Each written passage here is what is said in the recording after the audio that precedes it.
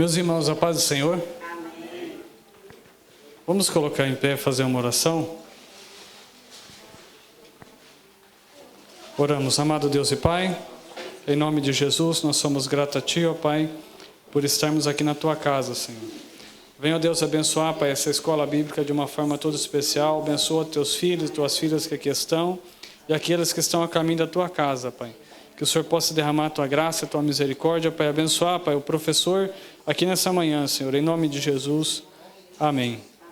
Amém. Meus amados, hoje nós vamos estar iniciando uma nova revista. Os irmãos que ainda não pegaram a sua revista, fala com o Patrick. O Patrick tem algumas ainda, tem poucas, mas tem ainda. Então não deixe de comprar a sua. São 6 euros. E nós estaremos estudando nesse trimestre os princípios divinos em tempo de crise. Acredito que é uma lição que vai bem de frente com a nossa atualidade, né? Os princípios divinos em tempo de crise. Vamos falar sobre a reconstrução de Jerusalém e o avivamento espiritual como exemplo para os nossos dias. Pai do Senhor. E essa revista aqui tem um conselho do pastor presidente das Assembleias de Deus do Belém, no Brasil, pastor José Wellington Bezerra da Costa, a qual ele coloca aqui, a nação Israel viveu um momento de crise política, social e principalmente espiritual. Os períodos de angústias pelos os quais o povo de Deus passou, embora fossem de dor e sofrimento, serviam para mostrar o quanto Deus não ficava indiferente ao sofrimento do seu povo. Nesse contexto, o juízo, dor e sofrimento, Deus impele homens a reconstruir os muros e o templo de Jerusalém. E por meio desse movimento, um grande despertamento espiritual emerge no meio do povo. Esse despertamento espiritual teve o estudo da palavra de Deus como princípio divino norteador. Os dias em que vivemos não são tão diferentes. Uma grande crise gerada pela pandemia que assolou o mundo tem afetado economias, desestruturado famílias e até impedido que os servos e servas de Deus prestem culto nos templos. É um momento de reconstrução. Nesse sentido, estudaremos os princípios divinos em tempos de crise, em que a reconstrução de Jerusalém e o despertamento espiritual do povo de Deus torna-se um exemplo para os nossos dias. Um trimestre de despertamento espiritual. Para que nós possamos aproveitar cada estudo que nós teremos nesse momento. Nós estamos agora praticamente no finalzinho de setembro, provavelmente até o final de dezembro nós estaremos terminando essa escola bíblica e já iniciando uma próxima revista. E o texto áureo dessa primeira lição, a lição fala, Daniel ora por um despertamento. Fala assim, ó, confessai as vossas culpas aos outros e orais pelos outros para que sareis. E a oração seja feita por um justo. E a oração, né, feita por um justo, ela pode muito em seus efeitos. Tiago, capítulo 5, e o versículo 4. E a verdade prática, ela diz que o crente dedicado à oração pode exercer influência no céu, na terra e até contra os poderes malignos. E o estudo dessa palavra, ela se encontra em Daniel, capítulo 9, versículo 1 até o 3, depois Daniel 6, Daniel 2, Esdras 1. Diz assim, no ano primeiro de Dário, filho de Assuero, da nação dos Medos, o qual foi constituído rei sobre o reino dos caldeus, no ano primeiro do seu reinado, eu, Daniel, entendi que, pelos livros que os números dos anos de que o Senhor falou aos profetas Jeremias, em que haviam de acabar as assolações de Jerusalém, era de 70 anos. Eu dirigi o meu rosto ao Senhor Deus para buscar com oração e rogos e jejum, e pano de saco e cinza. Daniel, pois, quando soube que a escritura estava assinada, entrou em sua casa. Ora, havia no seu quarto janelas abertas para a banda de Jerusalém. E 3 vezes ao dia se punha de joelho e orava e dava graças diante do seu povo, como também antes costumava fazer. Então Daniel foi para sua casa, fez saber aos casos de Ananias, Misael e Azarias, seus companheiros, que é o mesmo que Sadraque, Mesaque e Abednego, para que pedissem misericórdia ao Deus do céu sobre esse segredo, a fim de que Daniel e seus companheiros não perecessem, não morressem, né, com os restos dos sábios da Babilônia. Então foi revelado o segredo a Daniel numa visão de noite. Daniel louvou a Deus do céu. No primeiro ano de Ciro, rei da Pérsia, para que se cumprisse a palavra do Senhor por boca de Jeremias, despertou o Senhor o espírito de Ciro, rei da Pérsia, o qual fez passar pregão por todo o seu reino, como também por escrito dizendo: assim diz Ciro, rei da Pérsia, o Senhor dos céus me deu todos os reinos da terra, e ele me encarregou de lhes edificar uma casa em Jerusalém, que é em Judá, que há entre vós de todo o seu povo, seja seu Deus com ele, e suba a Jerusalém, que é em Judá, edifique a casa do Senhor, Deus de Israel. Ele é o Deus que habita em Jerusalém.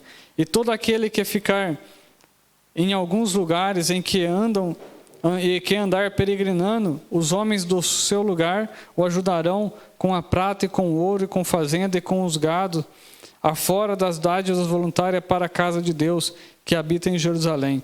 Então se levantaram os chefes dos pais de Judá e Benjamim, e os sacerdotes e os levitas, com todos aqueles cujo espírito Deus despertou, para subirem a edificar a casa do Senhor que está em Jerusalém.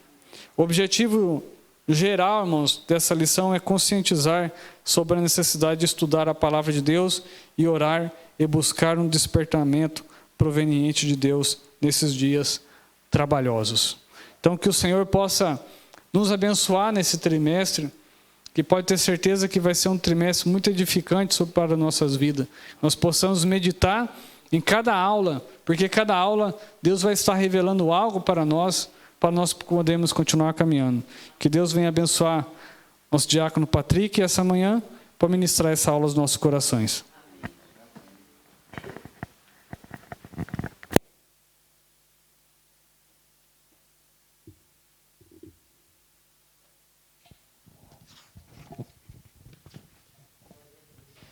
Paz do Senhor, irmãos. Posso trocar, pastor? Tem os apontamentos.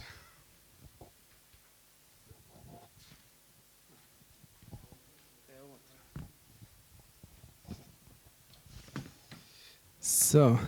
Espero que ninguém de vocês, quer dizer, podem já ter mais do que 27 anos, porque esta revista já foi dada em 1993, como já ouviram, mas, como o pastor André também já disse, este tema continua sendo sempre atual. Quem é que já participava da escola dominical em 1993?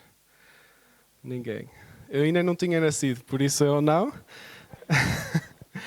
Mas como nós podemos ver, as lições continuam a ser importantes e ainda são atuais no dia de hoje. Vamos à introdução, que vamos falar sobre um tema super interessante, que é sobre a forma ou o exemplo de Daniel na oração, que eu acho que é algo muito, muito importante. Vamos à introdução. Os crentes fiéis brilham como a luz e resplandecem no meio de uma geração corrompida e perversa. Já começa muito bem. Os crentes fiéis brilham como a luz. Quem é que brilha como a luz? Amém? Nós devemos de brilhar como a luz. E resplandecer no meio de uma geração corrompida e perversa. Então isso quer dizer que nós devemos fazer a diferença. Essas características que nós devemos de ter como crentes, essas tinha Daniel. Assim era Daniel. Quando no ano 606 a.C. foi levado cativo para a Babilônia, era ainda muito jovem, tinha cerca de 15 anos. Muitos anos depois, Daniel gozava de elevado conceito no reino da Babilônia. Primeiro ponto, Daniel foi despertado para orar. Ao ler o profeta Jeremias, ele observou que os 70 anos de cativeiro na Babilônia estavam para findar. Todavia, ainda não era possível notar qualquer sinal de que alguma coisa estivesse acontecendo na direção de uma mudança radical. Assim Daniel começou a orar com jejum, cobrindo-se de saco de cinza em sinal de profunda tristeza. E orou com perseverança. Foi o que nós acabamos de ler. Daniel conhecia a palavra e conhecia o livro de Jeremias. Ele conhecia as profecias e as promessas para o povo de Israel.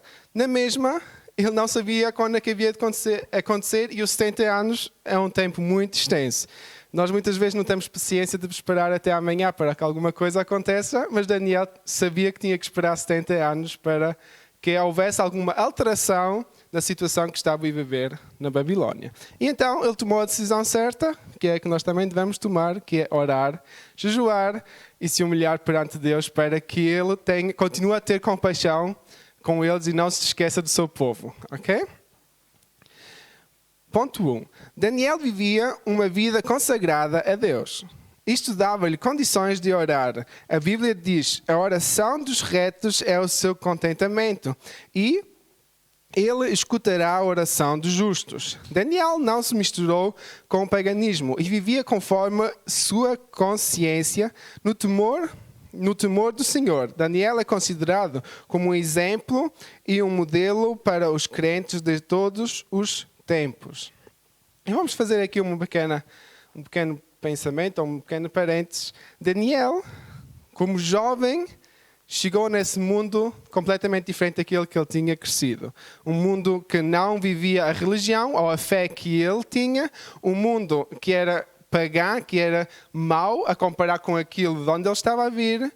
Um mundo que tinha muitas vantagens, porque ele pôde aprender e estudar muitas coisas na Babilónia, que era muito desenvolvido para aquele tempo e era um dos países ou dos impérios mais ricos daquele tempo. Então, ele tinha essas vantagens e tinha essas desvantagens. Na mesma, Daniel, estando com aquele povo, não se misturou com aquele povo. O que é que nós devemos de tirar para nós? Daniel, vivendo, trabalhando no palácio, trabalhando debaixo do rei, como conselheiro, como vimos durante toda a história, que ele foi sempre muito dedicado no trabalho que ele fazia, na mesma não se esqueceu do Senhor. E ele era uma pessoa muito jovem.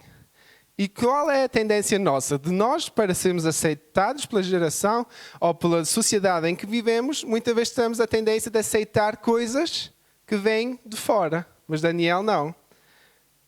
Ele rejeitou comer as comidas que o rei lhe ofereceu para não pecar contra Deus. Jejuou, que conhecemos o jejum de Daniel, que só comeu legumes. Não é? Também sabemos que Daniel orava constantemente, 3 vezes ao dia, que tinha esse hábito, ok? Mas vamos chegar lá. E isso, para nós, é importante de reconhecer que isso também deve ser parte da nossa vida. Nós não devemos deixar que a sociedade nos influencie, mas devemos sim influenciar a sociedade, ok? Podemos viver, até podemos fazer parte de um partido, até podemos estar a liderar ou a governar ou participar na Câmara aqui de Stuttgart ou fazer qualquer trabalho que possa ser importante da sociedade, que não quer dizer que os nossos trabalhos não sejam importantes, mas trabalhos que possam nos levar a ter uma certa fama.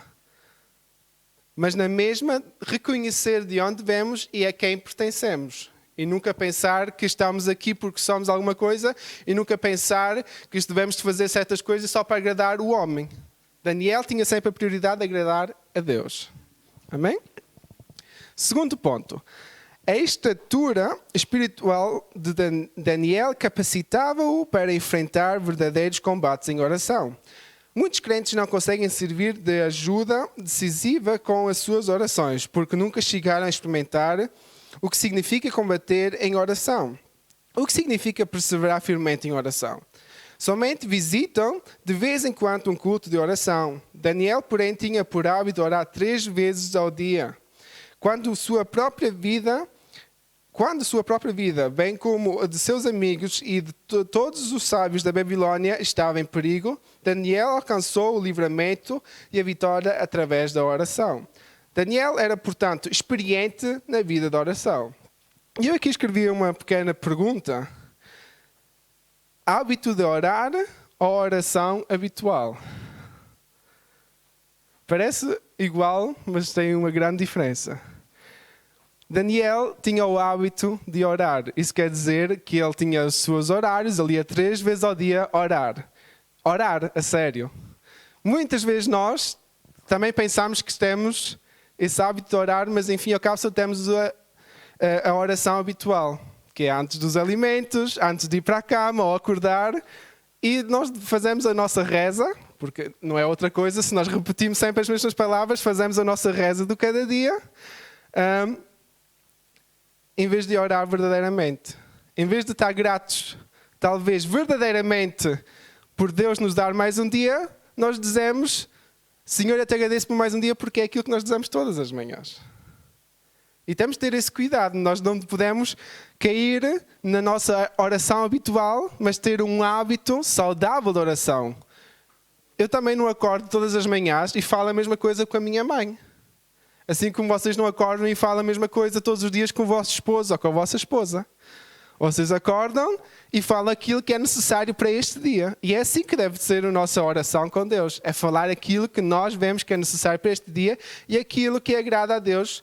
E perguntá-lo que também é a sua vontade para este dia. Porque a maioria de vocês, penso eu, que eu não sou casado, mas eu tenho uma mãe, é parecido, não é? Com a diferença que o filho normalmente não tem... não tem autoridade de decidir qualquer coisa na vida dos pais, não é? Isso eu creio que na vida conjugal é um bocadinho diferente, aí já há mais respeito um pelo outro e a tentar então conquistar o amor do outro, enquanto o filho também tem que obedecer as ordens que vêm dos pais. Nem sempre recebemos isso com amor. Mas eu creio que é essa a grande diferença de uma conversa qualquer ou de uma oração qualquer com a oração verdadeira do Pai. É também ouvir aquilo que Deus quer de nós.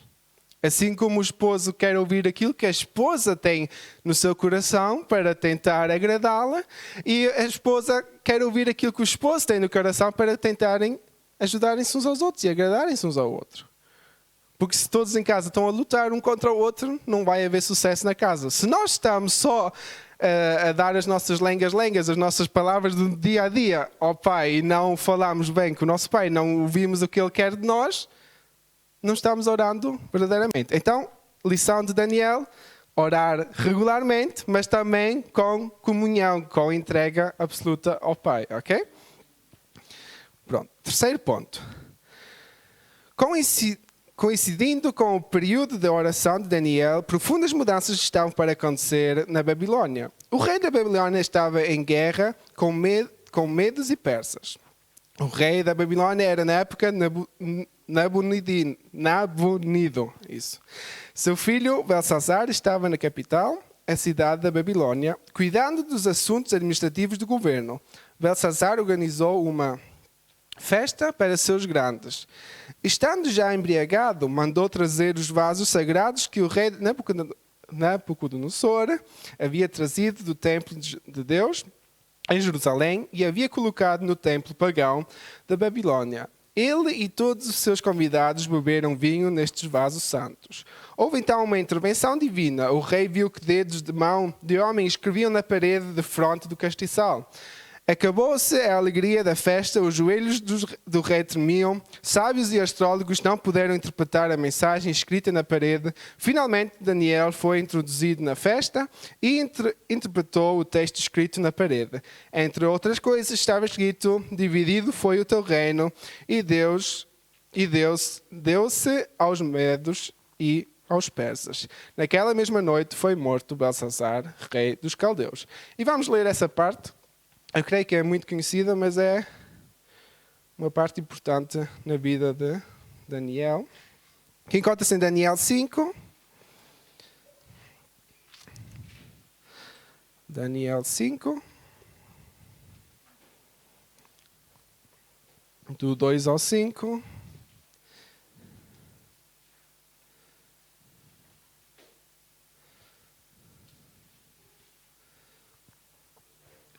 Amém?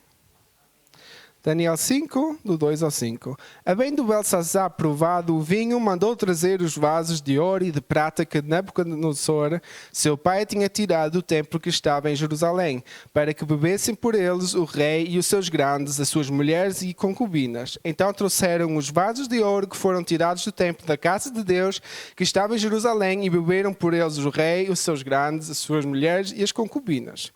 Beberam o vinho e deram louvores aos deuses de ouro e de prata, de cobre, de ferro, de madeira e de pedra.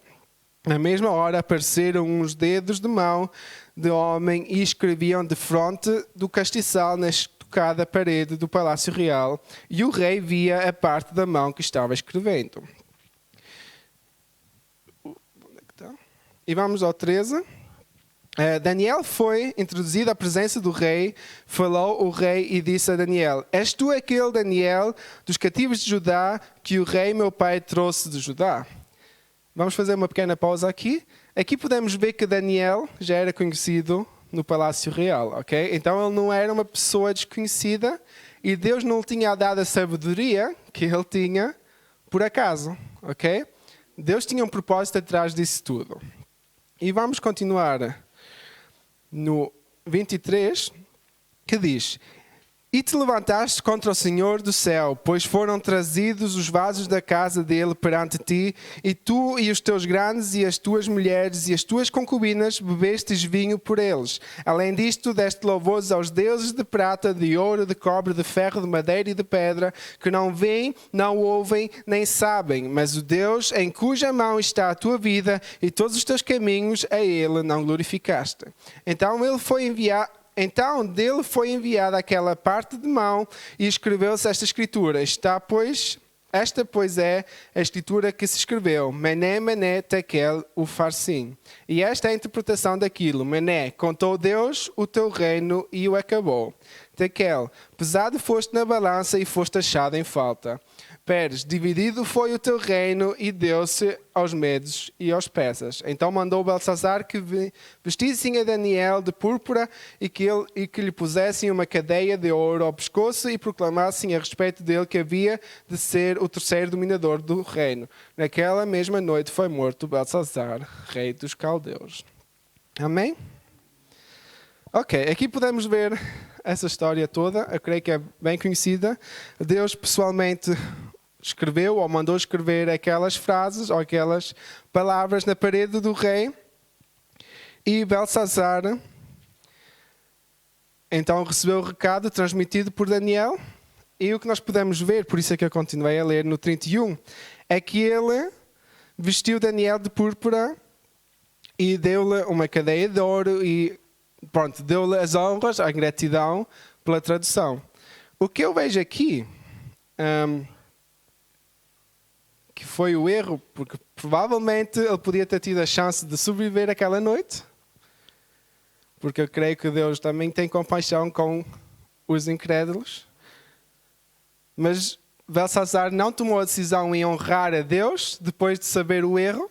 Depois de Daniel traduzir qual foi o erro que ele tinha cometido, que não foi glorificar a Deus, mas sim desonrá-lo usando os objetos do templo dele para fazer a sua festa, Belsassar tomou a decisão de honrar a Daniel pela tradução e não honrar a Deus. E isso é muito perigoso, quando nós começamos a honrar pessoas, em vez de honrar a pessoa a quem servimos. Quando começamos a vir a uma igreja por causa de pessoas e não a vir à igreja por causa de Cristo, que é o nosso Salvador. Temos que ter esse cuidado. E então naquela noite, Belsassar foi morto pelos seus inimigos, ok? Ele não sobreviveu essa noite. Mas era necessário então que ele morresse, porque desde aí veio o rei Dário, que vamos continuar a ler, que vai trazer uma grande mudança na história daquele povo. Para isso vamos ao segundo capítulo, que diz a resposta às orações de Daniel. Daniel havia orado lembrando-se da promessa de Deus registrada pelo profeta Jeremias. Vos visitarei e cumprirei sobre vós a minha boa palavra, tornando-vos a trazer a este lugar. Com a queda Com a queda do reino babilônico e com o início do governo do rei Ciro, as coisas evoluíram com muita rapidez, deixando todos surpreendidos e admirados. Ponto 1. A Bíblia relata o que realmente aconteceu. No primeiro ano de Ciro, rei da Pérsia, para que se cumprisse a palavra do Senhor por boca de Jeremias, despertou o Senhor o espírito de Ciro, rei da Pérsia, o qual fez passar pregão por todo o seu reino, como também por escrito, dizendo: Assim diz Ciro, rei da Pérsia, o Senhor, Deus dos céus, me deu todos os reinos da terra, e ele me encarregou de lhe edificar uma casa em Jerusalém, que é em Judá. Quem há entre vós, de todo o seu povo, seja seu Deus com ele, e suba a Jerusalém, que é em Judá, e edifique a casa do Senhor, Deus de Israel. Ele é o Deus que habita em Jerusalém. Amém? Interessante aqui, porque se nós conhecemos o Novo Testamento e conhecemos o maior debate entre Jesus e os fariseus, era porque os fariseus pensavam que eles eram o povo escolhido e eram só eles os mais importantes de todos, ok? Só eles é que eram filhos de Deus, só eles eram escolhidos. Mas nós vemos aqui que o rei Dário, sendo persa, não sendo judeu, foi ele que veio renovar o pacto entre o povo e Deus.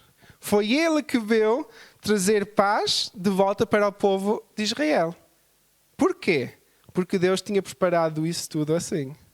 Ok? Foi então um gentil, que os judeus não gostavam nada deles, que foi salvar o povo de Israel e permitir que seja reconstruído o templo em Jerusalém. Amém? Isso é muito importante. Nós temos isso em mente, porque às vezes podemos cair nas tendências de pensar que só o judaísmo pode ser a resposta para tudo e cumprir as leis todas e tudo aquilo que está no Antigo Testamento. Mas Deus, já no Antigo Testamento, usava os gentis para reconciliar o seu povo. E assim Ele também quer usar a nós, cristãos, para mostrar também ao povo judeu que eles ainda estão no caminho errado. Eles estão esperando por um Messias que já chegou há 2000 anos atrás. Por isso é que a nossa missão aqui é importante, por isso é que nós, graças a Deus, através de Jesus, podemos ser salvos e também conhecer esse Deus de amor que o povo de Israel conhece, mas ainda não reconheceu que Jesus é verdadeiramente o Messias. Amém? Mas vamos então continuar. E o ponto 1 também, Dário foi a resposta para as orações de Daniel. Daniel estava orando e jejuando por esses 70 anos que deviam de estar prisioneiros. E então chegou Dário, no fim desse tempo, para ser a solução para essa oração e para ser a resposta das orações. Por isso, o que nós podemos tirar aqui de lição é que mesmo que as nossas orações durem até o nosso último dia da vida, o Senhor está ouvindo. E mesmo que na nossa cama de morte, e não ouvimos, se calhar, a resposta daquela oração que estamos a ter, nós podemos ter a certeza que Deus ouviu. E se estamos, por exemplo, a orar por um nosso filho, ou se estamos a orar por um nosso amigo, e se verdadeiramente essa pessoa também depois tiver o desejo de aceitar Jesus, Deus não ignorou as nossas orações. Deus vai preparar o caminho. Ok? E mesmo que nós talvez pensamos que fôssemos a única pessoa que está a falar com essa pessoa da fé, Deus vai preparar depois da nossa morte de continuação para que aquela pessoa possa ser evangelizada e, se for a vontade dessa pessoa, então aceitar Jesus. Amém? Então as nossas orações são ouvidas para sempre, ok? E a resposta há de chegar. Daniel teve a misericórdia de Deus de também ver a resposta da sua oração. Ele podia ter falecido antes, mas ele sobreviveu. Já devia ter mais de 80 anos, ele esteve lá saiu de Jerusalém com 15, devia ter no mínimo uns 85, né? Quando chegou a resposta. Amém? Segundo ponto. Conforme esta declaração de Ciro, estava cumprida a promessa divina dada através do profeta Jeremias. Mas tudo foi, como disse a Bíblia, tudo muito mais abundantemente além daquilo que pedimos ou pensamos. Vejamos, pois, o que estava para acontecer. Todos os judeus seriam liberados para voltarem a Judá caso quisessem. Receberam permissão para reedificar o templo. Todas as despesas da construção do templo poderiam ser tiradas dos tributos de além do rio. Os vasos sagrados devem ser entregues aos cuidados de Zorobabel, nomeado governador dos judeus pelo rei Ciro, para serem transportados de volta para Jerusalém. Aqui temos um ponto muito interessante, né? Não é só que Dário chegou e praticamente permitiu que eles voltassem, mas também permitiu que usassem o dinheiro das caixas para pagar os estragos do templo. A reconstrução foi paga por um estrangeiro. É interessante como Deus prepara tudo. Eles nem tiveram problemas financeiros naquele momento. Porque imagino que um povo cativo voltar para casa, ver aquilo tudo destruído, não tinham meios de construir tudo. Mas o rei Dário permitiu isso. Deus tinha preparado o plano completo. Não fez só que eles pudessem sair, ele preparou tudo. Ok? E isso é muito bom termos isso em mente, que Deus prepara tudo. Ele quando faz A, ele também faz B, C, D. Ele faz o plano completo. Não há meias coisas feitas por Deus. Vamos a Esdras 1, 7 a 11.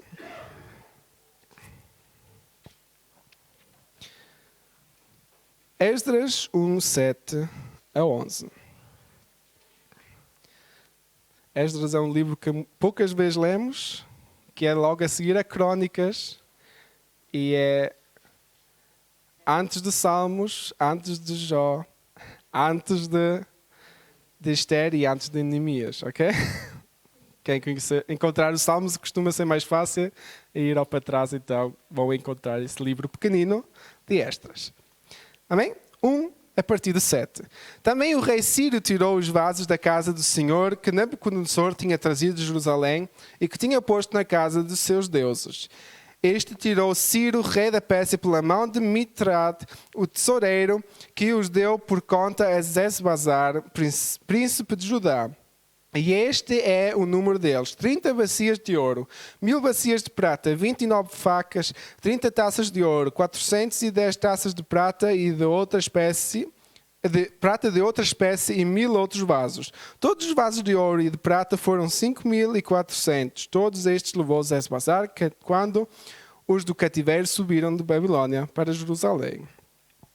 Aqui tem muitos números, mas o que é a conclusão é que o rei Dário entregou tudo de volta ao povo de Israel, ok? Para estar tudo no seu devido lugar do templo. Então, nós não precisamos de ter medo se o inimigo tem atacado nossa família, se nós temos às vezes medo de que os nossos filhos, que os nossos amigos não estão no caminho do Senhor. O Senhor vai restituir tudo de volta através dos nossos inimigos, não é? Ele vai usar os nossos inimigos para nos trazer de volta aquilo que pertence a nós. Amém? Vamos ao terceiro ponto, para também chegar ao fim. Capítulo 3, o resultado de um despertamento proveniente de Deus. O rei Ciro foi despertado em seu espírito. Despertou o Senhor o espírito do rei Ciro. Talvez por meio de seu contacto com Daniel é que Ciro veio a conhecer a Deus. E talvez até mesmo o adorasse. Ciro teve uma experiência pessoal com Deus no seu coração e passou a compreender as realidades de Deus que ele antes ignorava. Ciro passou a ver a Deus como o Senhor dos céus. O grande rei Nabucodonosor demorou a aprender esta lição. Cada despertamento verdadeiro faz com que o homem veja a majestade de Deus, sentindo a sua própria pequenez, o seu pecado e a sua baixeza. Saulo assolava, perseguia, fazia e desfazia, mas quando se encontrou com Jesus no caminho de Damasco, caiu por terra e apenas pôde perguntar: quem és, Senhor? A Bíblia diz que ninguém pode dizer que Jesus é o Senhor se não for pelo Espírito Santo. Amém? Então aqui nós vemos claramente que, tanto no exemplo de Saulo, tanto no exemplo de Ciro, que eles reconheceram que Deus é o seu Senhor. Então o Espírito Santo já estava trabalhando na vida deles, mesmo que eles não soubessem o que era o Espírito Santo naquele tempo, conheciam somente a presença de Deus, ou sabiam que Deus estava com eles, mas não sabiam o que era o Espírito Santo. Mas para eles declarar que Deus é o Senhor dos céus. É porque algo já tinha mudado no seu coração, é porque o Espírito Santo já estava a trabalhar no seu coração. E mais uma vez vemos aqui que Daniel provavelmente foi aquele que trouxe a palavra para o rei Ciro. E isso é importante nós vemos. Às vezes nós vemos que há crentes que estão na política que são influenciados pela política em questão. Mas crentes que estão na política devem ser aqueles que fazem influência. Daniel estava ali junto com todos os reis, junto com todos os sábios, junto com todos os grandes daquele tempo. E na mesma foi ele, pequenino, aquele jovem que veio de Jerusalém, que foi evangelizar a Babilônia. Foi ele que foi evangelizar os reis de forma que eles aceitassem a fé de Daniel como fé geral para aquele povo. Essa deve ser a nossa influência. E às vezes pensamos que nós somos só os pequeninos que limpam numa empresa, somos aqueles pequeninos que trabalham numa empresa. Não, lá nós devemos de fazer a diferença. Como? Sendo bons exemplos e com oração e jejum em casa. Daniel, mesmo no tempo em que foi proibido ele orar, ele orava em casa. Ele fez sempre a diferença. Por isso nós não nos podemos deixar limitar a nossa fé. Temos que fazer a diferença, devemos de ser influência onde estamos. Amém? Onde é que estamos? B. Ciro teve uma experiência com Deus que é santo. Os vasos sagrados haviam sido roubados do templo de Jerusalém por Nabucodonosor e guardados no templo pagão da Babilônia. Ciro era agora o responsável por eles. Mesmo sendo esses vasos muito valiosos, ele queria voluntariamente devolvê-los. Assim acontece sempre em cada despertamento verdadeiro. Quando Zaqueu teve seu encontro com Jesus, quis devolver o que havia ganho como usura. Ok? Então tudo aquilo que... Eu creio que todos conhecem a história de Zaqueu. Quando Jesus entrou na casa de Zaqueu e tiveram a sua conversa, tiveram um tempo juntos, Zaqueu tomou a decisão, guiado claramente pelo Espírito Santo, de devolver tudo aquilo que ele tinha pedido a mais, né? Dar em duplo de volta, e aqueles que ele tinha roubado, dar em quadruplo de volta. Isso é só para ver que ele tinha roubado mesmo muito, porque para ter tanto dinheiro para devolver, é porque ele tinha muito, muito, muito roubado. Mas isso é aquilo que o Espírito Santo faz na vida de cada um de nós e é mais visível na vida de alguém que está recém-convertido, que ainda sente aquela dívida que tem com o compromisso que ele tomou novo. E isso é algo que às vezes nós como crentes esquecemos, que nós temos um compromisso com Deus. Nós queremos muitas coisas de Deus, mas esquecemos de fazer a nossa parte. Às vezes nós temos coisas enterradas no nosso futuro, do nosso passado, que têm que ser resolvidas. Porque a nossa vida mudou. Se a nossa vida mudou, não podemos pôr um monte de terra por cima e tropeçar todos os dias por cima daquele monte de terra. Temos que tirar aquilo que está no buraco, fazer um asfalto bom, onde podemos caminhar todos os dias sem ser relembrado do nosso passado. É difícil? É. Mas mudar ou aceitar Jesus quer dizer uma mudança radical da nossa vida. E a mudança quer dizer que temos que reconciliar-nos também com aqueles que nós insultamos no passado. E aqueles que nos insultaram a nós. Porque muitas vezes nós sofremos não por aquilo que nós fizemos, mas aquilo que fizeram connosco. Mas nós devemos de liberar perdão. Não só esperar perdão dos outros.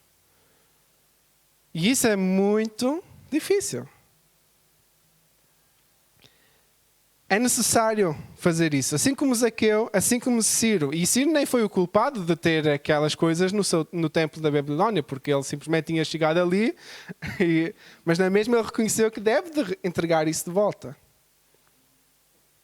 Se nós temos coisas nas nossas vidas que nos estão a separar de Deus, ou nos podem separar de Deus, coisas que são carga para nós, devemos de entregar a carga a quem pertence e simplesmente entregar tudo nas mãos de Deus. Amém? Amém. Segundo ponto, o rei Ciro recebeu bênçãos espirituais. O profeta Isaías, 200 anos antes, profetizou acerca de Ciro, chamando-o de ungido do Senhor. Isso nos permite entender que o Espírito Santo deve ter proporcionado alguma bênção espiritual. Cada departamento traz bênçãos para o coração do crente. Amém? E assim chegamos ao fim. O que é que podemos aprender desta lição? Claro que foi um bocadinho a história de Daniel, mas eu nunca tinha percebido Daniel tanto como exemplo como pude perceber através deste estudo. Daniel verdadeiramente tinha uma vida consagrada a Deus. E não foi uma vida fácil, porque eu creio que a maioria de nós que está aqui na Alemanha como estrangeiros, veio aqui porque tomou a decisão de vir para aqui. Eu creio que ninguém foi capturado ou violado para vir para aqui. Nós chegámos aqui de livre vontade porque pensámos que aqui temos uma vida melhor. Daniel foi forçado a vir para aquele país. E na mesma, ele em todo esse processo percebeu que havia a vontade de Deus por trás disso. Ele percebeu, junto com os seus amigos, que mesmo na Babilônia, mesmo não podendo ir para Jerusalém, mesmo não podendo, talvez cumprindo os rituais todos que o Antigo Testamento impunha sobre eles, ele tentou fazer o melhor, obedecendo e agradando a Deus naquele país onde estava, com a situação que estava passando. E talvez a nossa situação não é a mais fácil. Talvez agora, o tempo de pandemia que estamos a passar, não é o mais fácil. Mas devemos de tentar fazer o melhor e agradar a Deus com aquilo que podemos fazer agora. Amém? Talvez não nos agrada ter que manter 2 metros de distância ou usar máscara. Eu creio que a ninguém agrada. Claro que nós queremos chegar aqui e dar um abraço que damos sempre. Mas se não é possível, mas podemos agradar a Deus e também obedecer ao governo daqui. Dessa forma, amém, vamos o fazer. E vamos estar gratos a Deus por Deus permitir que os governantes nos permitam ter os cultos aqui. Muitos países ainda não têm essa chance. Amém? Muitos dos nossos irmãos ainda são perseguidos, nunca tiveram essa chance de se encontrar. E quando se encontram, sabem que pode ser sempre a última vez que se vão encontrar. Pode até ser o último dia da vida deles. E nós temos a liberdade de nos encontrar. Vamos fazer o melhor. Vamos adorar a Deus. Vamos consagrar a nossa vida verdadeiramente a Deus. Não quer dizer que vamos fazer rituais. Não quer dizer que vamos orar 3 vezes por dia, porque Daniel orava 3 vezes por dia. Não, não é isso que a palavra nos quer ensinar. A palavra nos quer nos ensinar que nós devemos de ter rotinas boas, mas da forma que Deus queira. Daniel tinha dito, ou tinha preparado a sua vida, consagrado a sua vida de maneira a dizer, eu vou orar 3 vezes por dia. Estes são os horários, ninguém vai alterar isso. Mas ele não disse, nesses 3 horários eu vou fazer o mesmo.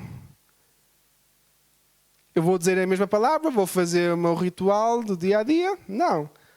Nós devemos ter rotinas para nos relembrar, porque é muito difícil no dia a dia manter rotinas. Nós devemos ter rotinas para nos recordar que devemos de estudar a palavra, que devemos de orar, mas aproveitar esses tempos é 100%. Não é dizer, eu vou orar 5 vezes por dia, mas nesses 5 vezes por dia vou dizer 5 vezes a mesma frase, a mesma oração. Então é melhor não ter essa rotina, porque isso assim não ajuda. O que ajuda verdadeiramente é ter as nossas rotinas, ter o nosso tempo devocional com Deus, mas usá-lo da forma que Deus queira. Uma das lições que eu aprendi com o pastor Walter, que eu nunca me esqueço, é, ele uma vez disse que teve essa experiência, que tinha marcado sempre um horário para orar. E durante algum tempo funcionou, claro. No início é sempre muito fácil, temos aquela gana de fazer e funciona. Só que depois teve um dia que não deu. E ele sentiu-se tão mal, porque é como se estivesse empurrando Deus de lado. É como se estivesse priorizando algo mais do que Deus. E o seu interior sentiu-se mal. E eu penso que quando chegamos a esse ponto, quando nós sentimos necessidade de estar com Deus, quando sentimos a necessidade de ter essa intimidade com Deus, de ter um tempo de oração, um tempo de ler a palavra, um tempo de ouvir Deus falar connosco, então aí estamos no caminho certo. Porque se nós vivemos e só nem temos necessidade de ir aos cultos ao domingo, então temos um grande problema.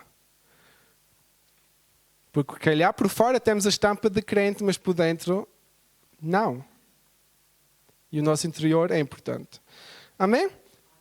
São 11 horas, começamos um bocadinho atrasado. Vou passar ao pastor André e obrigado pela atenção.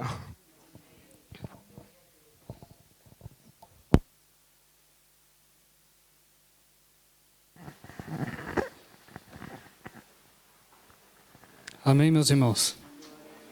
Deus abençoe Patrick, que falou muito bem sobre essa lição, sobre Daniel. Ora por um despertamento, que nós possamos também buscar constantemente um despertamento sobre nossa vida. Às vezes a gente acha que foi despertado porque teve um culto que caiu o poder sobre a igreja. Mas o despertamento na nossa vida ele é diário. Todo dia tem que acontecer. Não é só num culto isolado. Não é só num culto de oração na sexta-feira que acontece o despertamento. Não, o despertamento acontece na nossa vida a partir do momento que a gente levanta. A partir do momento que eu e você resolvemos viver de forma diferente. Deixar o velho homem para trás, deixar os velhos hábitos para trás e começar a criar novos hábitos. Daí começa o despertamento. E no domingo que vem, nós vamos estar falando sobre despertamento espiritual, um milagre. O que a gente mais necessita nos nossos dias é um despertamento espiritual. Então, que todos os irmãos possam estar aqui. Fico feliz de ver uma sala cheia de irmãos para aprender.